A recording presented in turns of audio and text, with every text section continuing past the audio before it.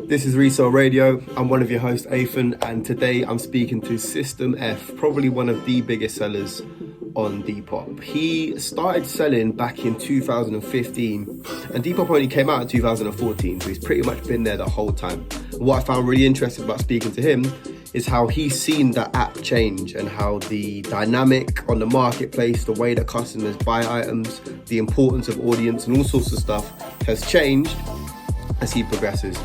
He's also the result of what happens when you dig your heels in and stick with something for 5 years, because he managed to rack up over 10,000 sales, which is a ridiculous amount more than I've seen pretty much any other seller do. So I think you'll be not only impressed by what he has to share, but you also find it really insightful. You know, you're picking up on 5 years of experience today. As always, let us know what you think below in the comments. Any little clips, any little sections that you think were particularly useful, we can share them out on the socials. Any topics that resonated and you think, oh, it'd be good to do a video on that later. Whatever it is, whatever thoughts you have, leave a comment for us and we'll keep making better content for you to help you grow your Depop shop. So yeah, probably start by saying that, like I said, you know, I've known this System F for a long time. It's one of the first sellers I was aware of on the app and kind of set the benchmark for, you know, if you take this seriously, this can be a real thing. You probably don't remember, but I've messaged you multiple times throughout asking my cheeky questions and learning a couple things. Yeah. So, you know, I look at that, it's incredible, but even me, who's got like a decent number of sales, it's hard to bridge the gap between where I am and what you've achieved. So take us back all the way to the beginning. How did System F start? So I started with another guy ages ago as like a side thing from full-time work.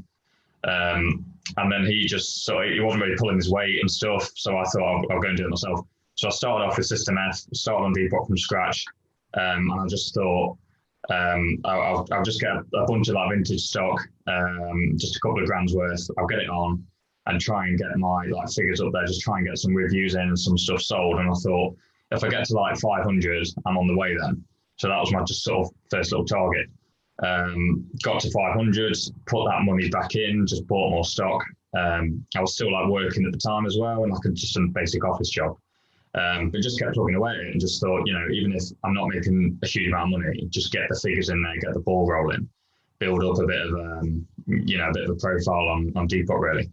And then after probably 1,000, I just started buying in other stuff, trying different things. Some stock I got in just did really, really well. Like Champion at the time was huge on Depop for about 6 months. So I just got really lucky with a load of Champion stock. And then it just sort of took off. I was just selling, I think 1 December, I was selling like a couple of hundred a week for 3 or 4 weeks. It was just ridiculous. I've just had like a massive load of sales. So, and then since then, just kept plugging away at it, just trying to get stock in, trying to get it uploaded wherever I can. And now it's probably more profitable, but also it's like quite varied. I've got quite a varied mix of products on there, so it's really interesting to see what sells. Sometimes stuff doesn't sell at all, sometimes stuff does really well. So but like I say, in terms of the figures, it's probably the longevity of 5 years of just keep plugging away at it. Just keep trying new stuff, you know, keep trying new stock, new brands, whether it's vintage stuff or, you know, new stuff, whatever really. 100%. So, you know, you talked about in December. What's the best you've ever done for sales? Give me a story. So December, I think probably 3 years ago, I bought a random load of like brand new Champion stuff. When like Champion Vintage was already big, but it was obviously so hard to get a lot of that. I found a wholesaler. I bought in a few grand of like brand new Champion, just spell out hoodies, really simple stuff, and it just went berserk. I didn't price them dead high because I wanted to still do it like competitive. I think I took like 5 grand in 1 week in sales, something ridiculous. I was just like, wow, it was just mad. And I thought, yeah, it was just ridiculous. So there was a bit of luck about it, just like getting this random stock in and Champion being so big. And then it was like Christmas, Cyber Week, you know, Black Friday and all that as well. So, but yeah, that was probably like the highest. I think I was like 3rd Depop seller in the world, you know, the top sellers. You must have been gutted that you didn't get number 1. One chance, yeah. But that was like amazing. I was so like chuffed at that because I just like worked hard for those few months to, you know. I've never really hit that high since, probably just because I don't do it full time. But that was really cool. That was, you know, that was really sort of inspiring, really. Yeah, that's wicked, man. That is wicked. Yeah, crazy amount of sales there. How do you manage all of that inventory? Because I run into problems with the 200 items that I have. You know, it took me a while to think of my systems. How do you keep control of all that? So I think we've got 950 items on there now. I'd say about 200 is like sort of new stock where I've got more than one quantity. And then the rest's all vintage, retro stuff, pre-owned stuff. I do like to try and stay on that side because it's a sustainable, you know, it's more sustainable when I think there's more sort of fun in that, you know, you never know what you're going to find. But it's sort of coding it and organizing it. So I've got like a storage container. It's all organized. Some stuff's rails, some stuff's in boxes. And it's just organized into like tees, sweaters, whatever, into colours. And then if I've got anything that's similar, I sort of start coding them a little bit just to give myself, you know, things I might get tripped up on. But yeah, generally it's just keeping it really organised, I think, you know, just trying to keep things in certain groups. Sometimes probably the sort of thing where you've developed it over time as well. Like you need a different system for 1,000 items than you do for 100. That's it, yeah. I think it's just, like I say, just being organised. And it's nice, like if I do sell something, I can literally find it within seconds, even though there's so much stuff. Because in my head I know where everything is, but also like if it's a blue tee, I've probably got this small rail of just literally blue vintage tees, flick through and find it. So yeah, I think it's just being organised and just being like just really on top of your inventory all the time. They were saying that it's probably a couple of times I've sold something I've not got somehow and messed it up, but you know, like I say, generally it's just organisation really. Yeah, 100%. So you talked about reinvesting your profits. Just give us a picture, obviously, because you've grown so much. How much did you start with in the beginning, and what do you reckon the value is now of all your stock?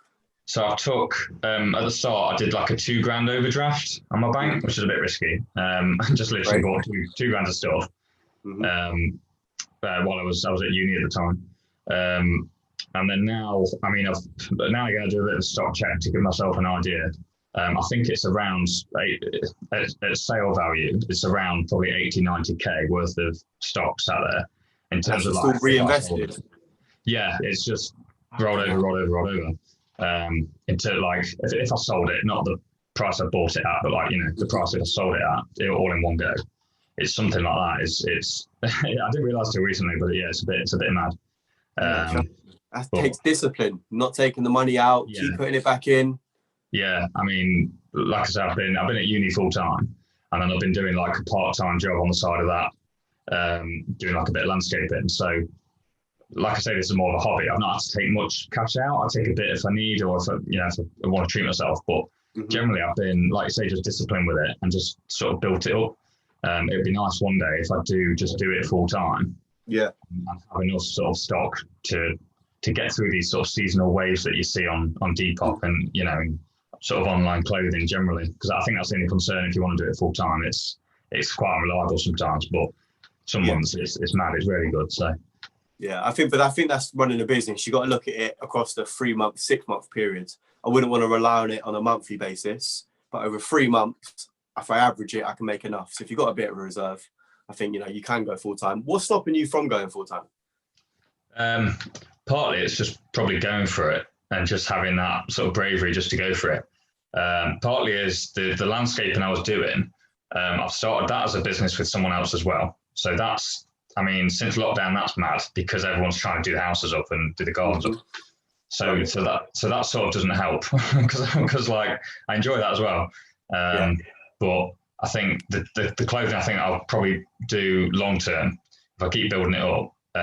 Just because I think there's more, like I can expand it more, I can do more with it. You can do it all online, you know, without having to be out and about. So, but yeah, like I say, probably just the bravery of just saying, right, get rid of that other thing, and I'll just go for it with this really. But there's nothing stopping people doing it. You know, if you can get it to a decent level, I think anyone can do it. Like the Depop is so good, you can have your own business on there and live off that if you really wanted to like you say, just have the discipline and the hard work really. 100%, man. Yeah, definitely. I mean, I went full time a few months ago and I'm not making ridiculous amounts of money on it. But what I like is it gives me the time because I spend maybe 20 hours a week on Depop, which keeps me alive. And the rest of the time is this podcast, it's the guides we make, it's all the other entrepreneurial things I'm interested in, the equivalent of your landscaping, you know? For me, the extra time is worth maybe a bit of sacrifice for money, because in 3 years could turn into something else, you know? Yeah, that's it. Yeah, and you got that freedom to do what you want, which is amazing, as opposed to having a full-time job like I used to have. Exactly. Where you just feel trapped. So again, Depop just allows you that creativity to sort of do what you want with your time, really. Exactly. If you could think back then, what did you wish you'd known before you got into this point? If you could start again and give yourself some advice. I think there's a lot of like little things that you sort of learn, but some of it's just, like I said before, like certain brands or certain types of stock that do well. Like you sort of learn through Depop what trends are out there and what's you know, what fashion's doing at the minute, what people are picking up.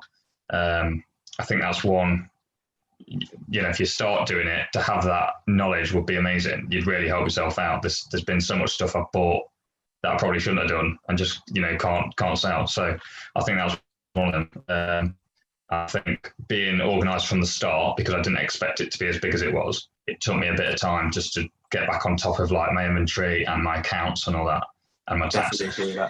Yeah, because you've got to stay on the legal side of things, but also you need like a map, on, you know, like a material map that tells you how you're doing, what your sales are, what your margins are. Because if you've not got that and you don't really know, it's, you know, you can't really do it full time because you don't know what you're going to be taking yourself. You know, you need that balance. So I think sort of taking it seriously and treating it as a business, not just something that you enjoy sometimes as well. I think, like the discipline you said earlier, you've got to have that really, if you want it to be like a viable business. Yeah, completely. And what you said about getting set up from the start, first of all, it's super hard to backtrack it. So if you've already got 300 bits of kit and then you think, right, now let me get my spreadsheet, it's so hard to work out where everything came from. You want to keep it going as you went. Yeah, that's it. Yeah, just, constant. Yeah, all the time, probably monthly, I'd say. I think I do most stuff monthly. Just staying, like I say, getting your figures down, knowing what stock you've got, and just always, and just not thinking, oh, it's a boring job, I'll leave it. You know, just staying on top of it all the time and knowing like where you're at with things all the time. Yeah, and the thing is, managing your inventory gives you so much control to make decisions. Like if you know how much you got uploaded, how much isn't arrived, what isn't selling, what brands are doing well, because you record your information, you can decide, right, let me buy a bit more of that, let me stop buying that, run a sale on this stuff. If you're just randomly uploading bits, you never really know what's working and what isn't, and you can't keep improving. So yeah, that's great advice. Keep it organized from the beginning. Yeah, I think, like you say, with the stock is a big one, because if you're buying, I mean, I know some guys go to thrift stores so they can sort of keep their stock sort of topped up regularly. Because of the way I work, I've not really got the time to sort of go out there and do that. So I will just buy in vintage in a bulk amount. But if you're buying it in bulk amounts, it might last me 3 to 6 months. So obviously I've got a big sort of outlay all of a sudden of a few £1,000, say, going out. And then it takes a few months to sort of gradually get that back up again. So like you say, it's that organisation and just sort of knowing those patterns and where you sit with everything, really. Yeah, completely, man. The finances are important.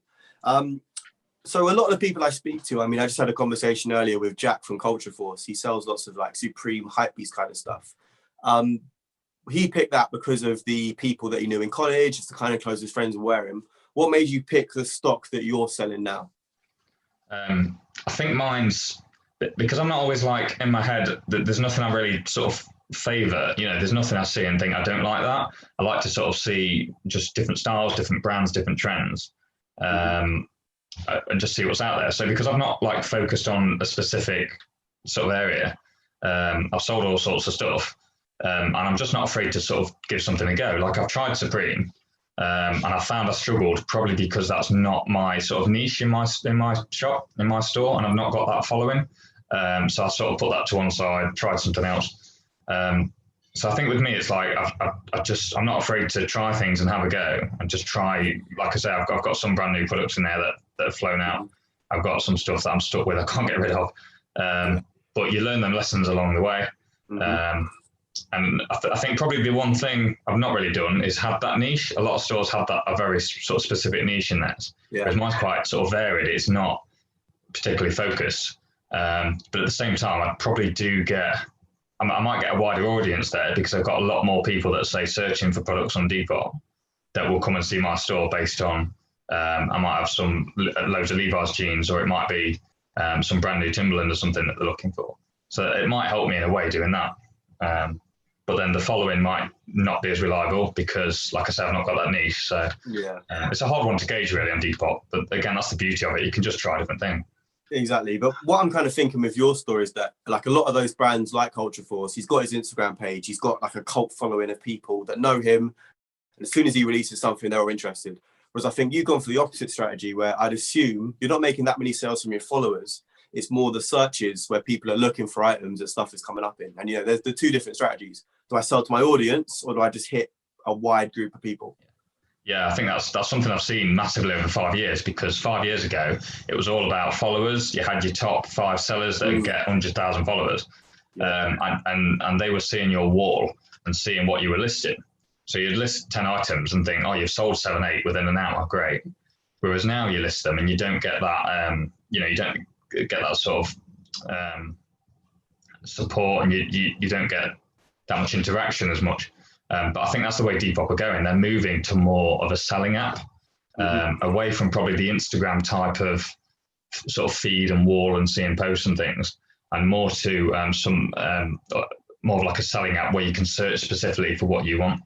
So I have sort of changed over the years and moved it into more of the search-based sort of shop, which again is why now I've gone from like 300 products to 950 in the last 4 or 5 months, just to sort of try that and just to see if it was getting me more exposure. And it is slowly, you know, I'm getting a few extra sales and all these sort of random followers. So I think it is working, but I think if you're selling on there, you've got to sort of lose that.